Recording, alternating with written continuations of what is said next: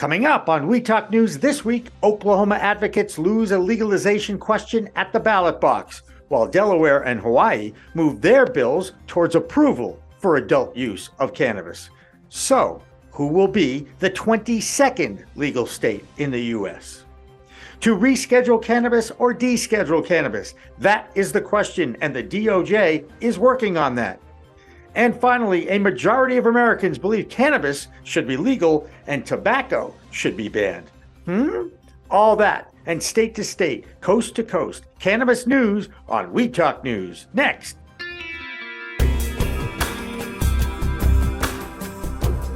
So for years, we've been doing manufacturing, financial services, medical, and so forth on businesses that stand alone, from doctors' offices to day traders to even small banks. And so when cannabis came along, all of the tools, skills, and miscellaneous that we learned in there, we were able to apply it for them. And for us, it wasn't that big of a problem or a challenge. It worked great. And so they just needed a reporting feature in one software. And luckily that the software company came through for us, came it back, and now it's become the backbone for our offerings. And it's worked out incredibly well.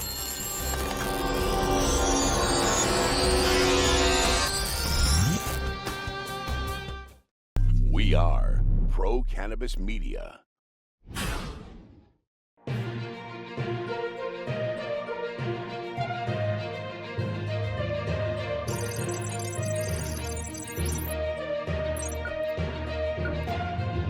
Hi, everyone. I'm Jimmy Young, the founder of Pro Cannabis Media, and this is We Talk News. Since it's International Women's Day, our regular news anchor, Alaina Pinto, has the day off. So please bear with me. Our top story this week is the race to 22. What do I mean by that? Well, there are now 21 legal adult use cannabis states in America. So who will be the 22nd? We know it won't be Oklahoma, but Hawaii and Delaware have now advanced their bills into their legislature, and they're ready to establish an adult use market. We also know now that Oklahoma advocates will have to go back to their elected representatives to get adult use passed, since a vote to add that question to the ballot failed badly. In that Oklahoma special election, the measure to legalize adult use was beaten 62% against to 38% for. Now, despite that defeat, the Oklahoma cannabis industry already has 2,300 dispensaries and is second to California for the amount of medical dispensaries licensed and open. Why? Because they have 400,000 registered medical patients in that state of Oklahoma. The so-called green rush towards legalization has certainly been slowed in the U.S. This is now the fourth rejection of cannabis legalization questions at the ballot box in the last 4 months. Arkansas and both Dakotas suffered defeats at the polls, while Maryland and Missouri approved it and are up and operational. For our first regional report, let's go to Michigan, where a vertically integrated cannabis company is now in receivership. Rick Thompson has that story and more. Hello again, everyone. This is the Michigan Report with Rick Thompson on Weed Talk News. Let's begin. Well, the only story worth covering this week is the death of Green Peak Incorporated, also known as Skymint. Now, I do not take joy in another man's demise, but in this case, I'm making an exception. You remember Green Peak. They came on the cannabis scene and immediately tried to kill the medical marijuana law as we know it. They called caregivers filthy names and decried the quality or safety of their products, then continued that assault by trying to have the legislature strip adults of their home cultivation rights. Green Peak owner Jeff Radway came after me and a few others personally. We initiated a boycott of their retail stores and their cannabis, which forced them to change their name to Skymint. They used their lobbying power through the Michigan Cannabis Manufacturers Association to bully forth changes that they wanted, but we stopped them. Now, the MCMA is a defunct organization who died in shame and whose actions remain clouded in suspicion, and Green Peak Incorporated is following their lead. Enough about history. Let's look at the real situation Green Peak is in. Skymint revenues have fallen from $356,000 per day in April to $184,000 per day just 9 months later. They're behind on their tax payment. They owe $4 million before the end of this month to the state. In November, they had to borrow $5 million to cover delinquent taxes. Now, they've borrowed so much money, they can never pay it back. They agreed to some crazy terms for their loans, too. A Canadian company called Tropics loaned Green Peak $70 million in 2021 so they could buy 315 cannabis. Now, the terms of that $70 million loan included a 12.5% interest rate compounded monthly. Who says yes to that kind of a deal? Jeff Radway does. And I guess he was just distracted because an excerpt from the lawsuit claims he was having extramarital affairs with multiple females at his company, including his director of retail operations. According to the excerpt from the lawsuit, Radway used Green Peak funds to pay a settlement due to one of his mistresses, then unilaterally decided to give the retail director a raise and a promotion. When the CFO reported Radway to Human Resources for having affairs with his employees, he fired the CFO and fired the head of Human Resources, but then gave them huge golden parachutes as exit gifts to keep them quiet. The lawsuit says, and I quote, Radway operated GPI as his personal piggy bank. And the one thing pigs like to do most is get dirty. Now, Canadian creditor Tropic has sued Green Peak in Ingham County Court, claiming Green Peak is losing $3 million every month. They owe them more than $127 million. A second creditor, Meridia Holding, has sued Green Peak in Oakland County Court, claiming mismanagement of the company and providing misleading financial data. A receiver has been appointed by the state, as reported by Crane's Detroit Business, and that ain't great. A receiver's job is to stop the depreciation or migration of assets, which means they're there to stop Green Peak from damaging the buildings and stealing things which belong to the people they owe money to. I expect to see padlocks on the doors of SkyMint retail centers and cultivation buildings ASAP. Now, I feel sorry for the people employed by SkyMint who will be out of a job, but I don't feel sorry for Radway or his leadership team. They deserve what's coming to them. And that's it for the Michigan Report with Rick Thompson on Weed Talk News. Did you happen to watch Saturday Night Live on NBC this past week? Kansas City Chiefs tight end and two-time Super Bowl champ Travis Kelce was the host. In his opening dialogue, actually, I guess it would be a monologue, Kelce shared that in his sophomore year at the University of Cincinnati, he was suspended from the team for testing positive for weed. That little issue hurt Kelce's draft status as the surefire first rounder dropped to the third round and was drafted by the Kansas City Chiefs. Now, since then, he's had a very successful all-pro NFL career. Kelce said, "So it just goes to show you, if you smoke weed and you're bad at school, you can still win the Super Bowl twice." We now have a new New York correspondent joining us from the Big Apple. Her name is Pam Schmiel, and she hosts a podcast and does freelance reporting in the nation's #1 market. Here's Pam's New York Cannabis Report for this week. I'm Pam Schmiel, host of the Mary Jane Society podcast with the New York City Cannabis Report for Weed Talk News. $1 billion down the drain. That's what New York farmers are about to lose if they don't sell the 300,000 pounds of weed they're sitting on. It's a challenge because New York only has 4 legal dispensaries open, and there are no announcements of new ones opening in the coming days. So what's the holdup? Well, you may remember New York is rolling out social equity dispensary licenses first to give them a head start in the marketplace. And DASNY, the state-appointed agency, was appointed to secure retail space and build out the dispensaries, is having trouble finding locations.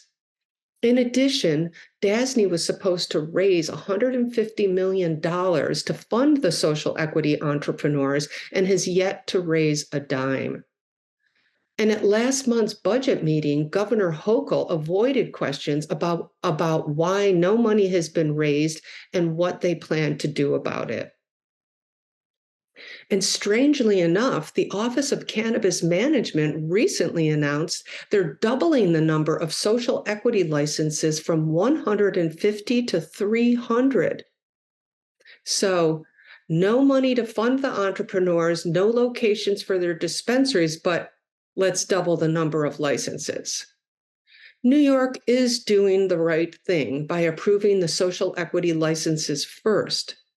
But the reality is, while they champion these applicants, they are holding up the industry for all because of their mistakes. That's this week's New York City Cannabis Report. I'm Pam Schmiel with the Mary Jane Society podcast, reporting for Weed Talk News. Now it's time for the Massachusetts Cannabis Report, sponsored by Holyoke Cannabis. Here's Jimmy Young with that. Oh, wait, that would be me, right? Sorry about that. All right, this weekend in Boston, Massachusetts is one of the largest cannabis trade shows east of Las Vegas. It's NECANN, or the New England Cannabis Convention, at the Heinz Auditorium. Mark Shepard is the CEO of NECANN, and this show has expanded quite a bit over the years, and it's a can't miss on the cannabis trade calendar. You've got a great featured speaker, a keynote, which is one of my all-time favorite actors, comedians, and producers, Jim Belushi. Yeah, absolutely. Somebody who we thought about for a few years about possibly coming to NECANN. He obviously has a lot of customers and clients in New England. The schedule just didn't work out for him. He has his own Discovery series called Growing Belushi, and they actually film each year in February and March, and we just haven't been able to do it. And this year it worked.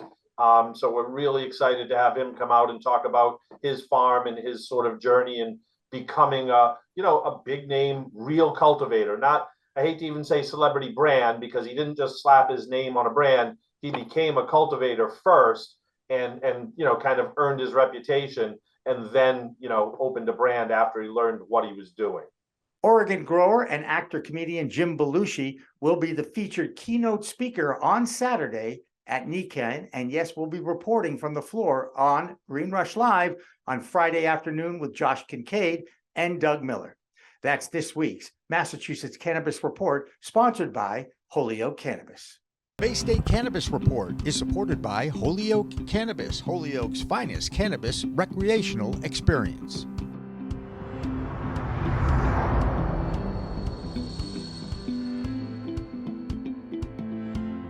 Speaking of the cannabis scene in Oregon, and that's where Jim Belushi does his growing and shooting for his show, Growing Belushi, that's on the Discovery Channel, we have the Oregon Cannabis Report with Marianne Kersagi. I'm Marianne from Alibi with this week's Oregon Cannabis Report for Weed Talk News. Wholesale prices of cannabis in Oregon remain steadily low. Oregon's weighted average wholesale price is 18% lower than the national weighted average, according to New Leaf Data Services. Also, data from the OLCC shows total retail sales for February of 2023 dropped to the same level as February 2020, which was 3 years ago. The quantity sold was higher than this time 3 years ago, so the drop is a direct reflection of lower prices. From a consumer perspective, these low prices seem attractive, but throughout the supply chain, they are not sustainable and the industry is suffering because of it. Hopefully there will be some happy news next week. That'll do it for the Oregon Report this week. I'm Marianne with Alibi for Weed Talk News. Does anyone you know suffer from tinnitus, or it could be pronounced tinnitus? If you aren't familiar with the condition, it causes imbalances and a constant ringing in your ears. I've got it. In my case, the left ear has never been the same since my car accident back in 2019 when I suffered my first concussion. Well, now there's a study that says cannabis might help. A study that was published in the Journal of Head and Neck Surgery, also called the Journal of, tough name to pronounce here, otolaryngology. Anyway, they claim that 80% of tinnitus patients who use cannabis regularly report that cannabis helps with equilibrium and dizziness, auditory function, anxiety, depression, and sleep disturbances. However, those of us with ringing in the ear just have to suffer. Bummer. I wonder what our green nurse from Vermont, Jessie Lynn Dolan, thinks of that. Here's her Green Mountain State Cannabis Report, sponsored by Cannatrol. I'm Jessie Lynn Dolan from Vermont Cannabis Nurses, and this is the Weed Talk News Vermont Report. On March 14th, Onward Analytics, Vermont Laboratories in Colchester, is hosting the first installment of its After Hours speaker series called Rebelliously Compliant. This first series includes Ben Cohen of Ben & Jerry's and Carrie Giguere, Compliance Director for the Cannabis Control Board. Speakers will run from 6 to 8 p.m. with a networking social hour from 8 to 9. For more details, email info@vt.steephill.com. Heady Vermont is hosting their 4th annual Cannabis Cup competition in April and has extended the Heady's Cup entry deadline to March 14th. They're looking for more greenhouse and indica flower, vapes, and beverages, as well as CBD product entries. For more information, visit headyvermont.com. The Green Mountain Patients Alliance, grassroots nonprofit for medical cannabis advocacy, have just launched an email campaign asking representatives and legislators to help support needed changes to the antiquated medical program here in Vermont. To do your part and take action, please visit greenmountainpatients.org. That's the Vermont Report for Weed Talk News. I'm Vermont's cannabis nurse, Jessie Lynn Dolan. The Vermont Cannabis Report is supported by another Green Mountain business, Cannatrol, winner of High Times Best Dry Cure System. Check them out at cannatrols.com. Hey, if you're looking for a new place to live in Europe, you might want to consider Italy. Of course you would. Now, if you want to grow a little weed there while you're living there, you can. Here's Lex Pelger's European Cannabis Report. I'm Lex Pelger from White Whale Creations with this week's European Cannabis Report for Weed Talk News. In a landmark decision, Italy's Supreme Court has ruled that growing a small number of cannabis plants at home for personal use does not constitute a crime. The decision came in response to an appeal made by a man who had been accused of possession of narcotics.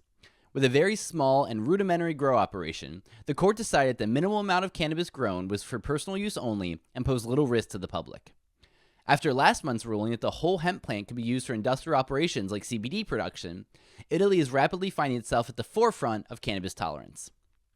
In Spain, despite having no regulations around its use, they have notified the International Narcotics Control Board that they will quadruple their legal production of medicinal cannabis this year. Last year, Spain forecast producing 6 tons of cannabis, and this year they forecast 23 tons, the 11th highest amount of medical cannabis produced by any country in the world. Spain does have licenses for crops destined for research and export, and so they declared that the cannabis will be used in 3 main areas. For patients who are administered the only 2 authorized cannabinoid medications, Sativex and Epidiolex, export for medical and scientific purposes, and for the manufacture of cannabis extracts that will also be later exported. While there are 24 entities in Spain with cannabis licenses, most of these are for research or small amounts of medicinal production. The companies authorized to produce extracts are Lineo Health, owned by the Spanish magnate Juan Abello, and Metal Alchemy, owned by Curaleaf, the embattled U.S. multi-state operator. Despite lacking regulations around use, with its bustling cannabis social club scene and robust production from medicinal applications, Spain is a haven of cannabis. In Europe, and a sign of the world opening up, an Irish delegate to the European Parliament has stated that he grows his own cannabis on his balcony in Brussels and that he likes to vape it before going on runs. Luke Ming Flanagan took to Twitter to announce this after the Irish Drug Strategy Minister Hildegard Naughton admitted to illegally smoking cannabis in her 20s. Flanagan said that if Naughton had been prosecuted for this crime, she never would have become a teacher, and that he's heard from many others in severe distress about upcoming court cases over cannabis possession. He stresses that he grows the cannabis himself, and so no money goes to criminals. And he says, ironically, the only danger from this victimless crime is the guards busting through my door and ruining my life with a conviction. In the notoriously stuffy and prohibitionistic atmosphere of both Irish and EU politics, Mr. Flanagan's forthrightness is a breath of fresh air. That's the European Cannabis Report for this week. For more on the science side, see my newsletter on Substack, Cannabinoids and the People. I'm Lex Pelger from White Whale Creations, reporting for Weed Talk News. There are a whole bunch of new bills being filed in the Illinois state legislature. Thomas Howard hosts Cannabis Legalization News, and he's our Illinois reporter. Thomas? Welcome. My name's Tom. You can catch me on Cannabis Legalization News, and I'm here for Weed Talk News with an update from Illinois. Illinois tomorrow, which you're probably watching this today, March the 10th, this is the last day for the Illinois legislature to have a bill get out of committee for it to be able to be considered to actually pass this year. There was a slew of cannabis bills filed in the legislature in Illinois. Let's go over some of them, and then next week we can see which ones made it out of committee. There was, and I could go, and there's a lot of HBs in here, a lot. I'm not going to refer to the HBs or the SBs if they came out of the Senate. For example, one's a cannabis transportation bill. That would limit the number of cannabis transporters to how many are right now for the next 5 years. This one I hope does get out of committee. Right to privacy drug test. It is going to give people in the state of Illinois the right to privacy for drug tests. So you really can't test for cannabis anymore unless you maintain a drug-free workplace and are also a federal employer. Cannabis dispensing license. That I'm not sure about that one. Cannabis delivery license. This one's crazy. They would create a new method to have delivery licenses, not transporter license, delivery licenses, similar to what you have in Massachusetts with your delivery operator license. And what that means is that the delivery person who has a license can buy the cannabis from the grower and sell it to the end user and skip over the dispensary entirely.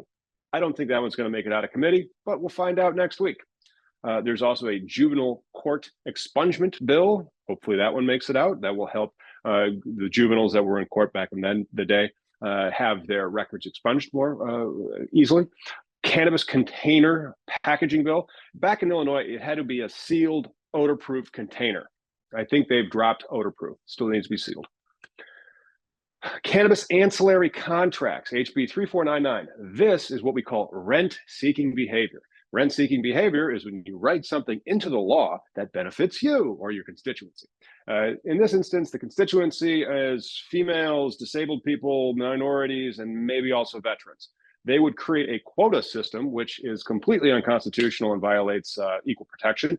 More on that this summer when the Supreme Court hands down a case that'll probably invalidate affirmative action, which is social equity's euphemism, by the way.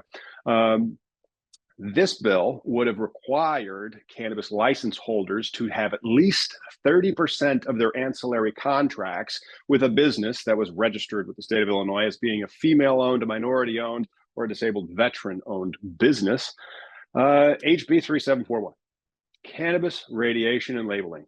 Many of the operators, they screw up and they may treat their cannabis with radiation and then further extract it and turn it into edibles or maybe even vapes. And if they irradiated the cannabis, they would then have to label it. We'll see if that one gets out. Revenue taxation. This one fixes the problems with IRC 280E. You see this all over the country. IRC 280E only really applies to dispensaries because they are the trafficking in the Schedule I substance. However, each state typically relaxes that. So at least for their state taxes, they would be taxed like any other business. That's what that one would do. And I really hope that it passes. The cannabis outdoor canopy space. Yes, hopefully outdoor cannabis coming to Illinois. When we have social equity licenses, we make it so expensive for them to get into business. And an outdoor license is the cheapest. It's one of the reasons why outdoor cannabis is also the cheapest because it costs the least to grow. Okay, this is another good one. Cannabis, bring your own cannabis. So this is a interesting bill that they've put out that would allow the municipalities to license these types of events or establishments that want to have consumption. Unlike what they're doing in Nevada and Illinois, consumption lounge doesn't mean dispensary where you can partake. The dispensaries are a dispensary, a consumption lounge is a consumption lounge. It is a BYOC. So bring your own cannabis bill. That's HB 939. Not sure if that one's going to make it out. We will find out, and I will be back next week with more from Illinois. The craft grower lawsuits are still grinding their way through, and today is the last day that you can apply for a dispensary in the state of Illinois. It takes 10 minutes if you're qualified. You don't need to have an LLC. You don't need to prove your social equity. You just need to say that your social equity. And social equity in this instance has now been redefined to be both arrested for cannabis, just the right amount, or you got shot, and also you have to live in a particular place that's blighted by the drug war anywhere in the United States, and you have to be able to prove 5 out of the past 10 years. And if you win, you have 45 days to tender those documents. You don't even need to file your LLC. It's one of the cheapest lotteries for a cannabis license that I've seen. However, if you win, it becomes much more expensive. That's what's going on in the land of Lincoln. And back to you, Jimmy. In Canada, the country continues to have a glut of product, and now they've started to export it to Jamaica. Huh? Who would have thought that would ever happen, right? Debbie Facey has our Canadian cannabis report. Hi, this is Debbie Facey from We Talk News, your Canadian correspondent, with this week's Toke of the Week. This week in Canada, we have Dylan King from the company Pistol, which had been in agreement and a decision-making of being able to be the first Canadian company to legally ship cannabis from here to Jamaica. This is not only a start for the distribution of cannabis being able to be shipped across the world, but it is also a new way for the Canadian market and the Jamaican market to come together and to be able to fulfill what our consumers are in need of, which are some new products and as well as some new lines that are going to be able to be available throughout, hopefully, the world. What we also have is many of the labs that are actually testing the cannabis here in Canada are requesting for a more thorough testing. And that is something that I do actually agree with hugely. With many of our tests, they do have to pass through hands, which means that over time, it can not only disintegrate, but there could be toxins that could have led inside the cannabis before it actually gets to the shelves. With that being said, many of the lab technicians are asking for a more thorough testing, but that is something that is still in the works and hasn't necessarily been promised in order to be fulfilled, especially with our new laws wanting to be revised, especially when it comes to the edible market. Last but not least, which is a very different and I guess almost, I don't want to say dire, but it is a dire concern. In Canada, BC has legally, or I should say decriminalized, the possession of small amounts of all drugs, meaning, like I said, all drugs. So the maximum amount that one is able to obtain or to have on hand is 2.5 grams. There is a cannabis company by the name of Astria, which has gotten the green light to start a research and development process of creating our own cocaine. What they have been able to do is obtain the go-ahead to gain coca leaves from Colombia in order for us to now start the testing and the development of Canadian cocaine. Due to the fact that the cannabis industry has the ability and the labs already intact to be able to do these sort of testings, it has allowed some of these cannabis companies that are interested in it to apply, but they do have to develop a thorough development plan as to why and how this is going to benefit Canada. Now, this is Debbie Facey with your Canadian Toke of the Week. And thanks, We Talk News. Finally, it's time to check the cannabis stocks. High on Wall Street's Doug Miller is our regular day trader and business host of Green Rush Live. Hello, everyone. I'm Doug Miller from High on Wall Street with this week's cannabis stock report for We Talk News. Hexo, I mentioned on my stock service last week, it was at about 166, and I said it was going to dip down to the 140s. Well, it's trading around 146 today, and let me play that clip for you. Hexo, HEXO, it's curling down. You can probably short it. I'll keep my eye on it. It's going to go to like the 140 area. It's at the 166 area. All right, now Hexo, you saw it's down around 140s right now. It could dip a little bit more, but I'm telling you, something's going on. That stock chart is actually setting up to look good. So keep your eye on it because it could just pop and run real fast. So keep your eye on Hexo. And that's this week's cannabis stock report. Reporting for Weed Talk News, I'm Doug Miller. And finally tonight, Big Papi is heading to Maine. Well, maybe not with snow on the ground and winter temperatures still the norm, but you will be able to get the David Ortiz brand of cannabis concoctions in Maine, courtesy of his distribution partner, Rev Clinics. And if you haven't tried the MLB Hall of Famer stuff, I can personally recommend it. Trust me. That's Weed Talk News for this week. I'm Jimmy Young, filling in for the vacationing Alaina Pinto. Remember, it's a whole new world of weed out there. Please remember to like, share, and subscribe to all of our pro-cannabis media content.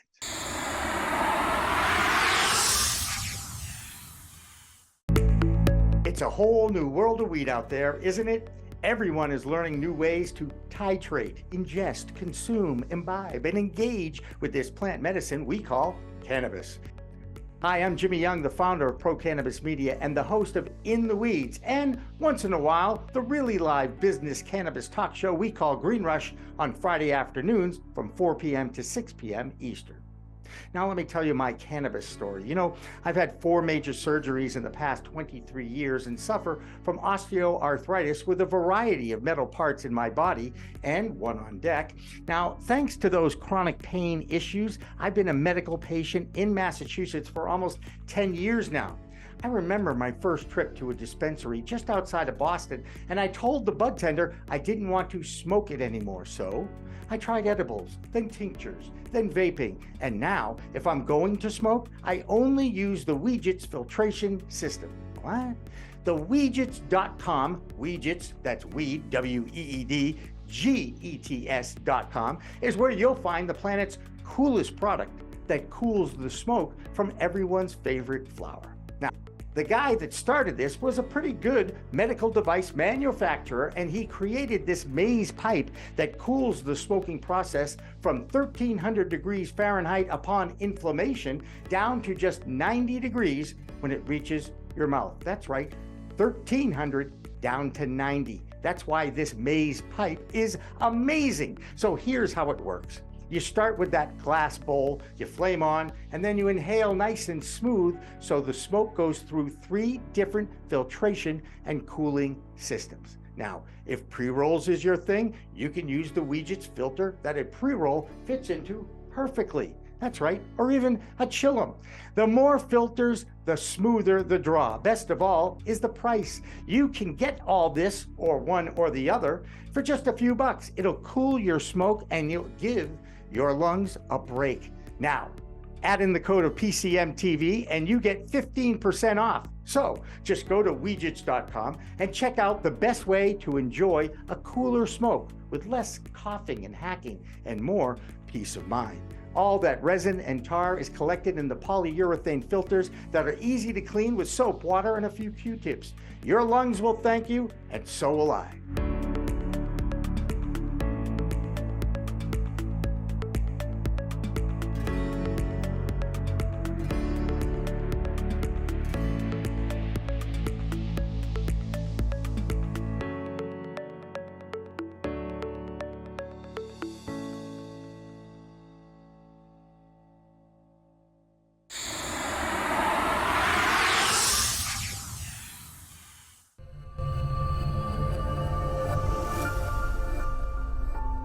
As a broker, we have access to many cannabis carriers. So I will go in with 2 or 3 quotes for people. The quotes might be $20,000 for one, $22,000 for another, $17,500 for another. Pretty close among the 3.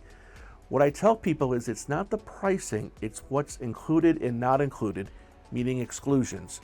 An exclusion in layman's terms is just something that's not included. It's not on the menu. So it's just not included. But if you don't know that, if no one shows you that on page 71 of a 150-page policy, you're not going to know. No one knows. I never met one person that says they read an insurance policy. If you do, I got some property in Florida for you.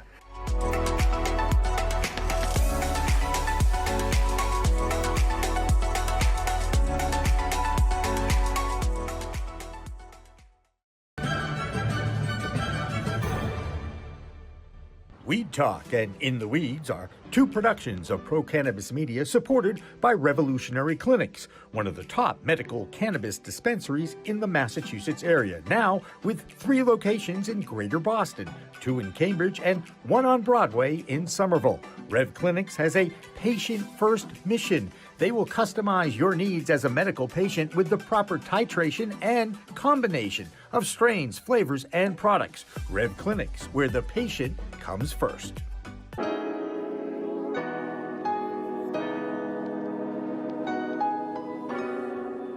So the reality of the matter is, big banks and small banks are going to be different in a lot of ways, and they're both going to have their advantages and disadvantages. For a business like cannabis, you really have to have an integral knowledge of that business and a real granular knowledge of that business and the players involved in it. And that's why if you look at the banks that are successful to play in this space in Massachusetts, they are smaller banks that are very heavy, intensified personal touch, human communication, where you don't get a lot of that with the bigger banks.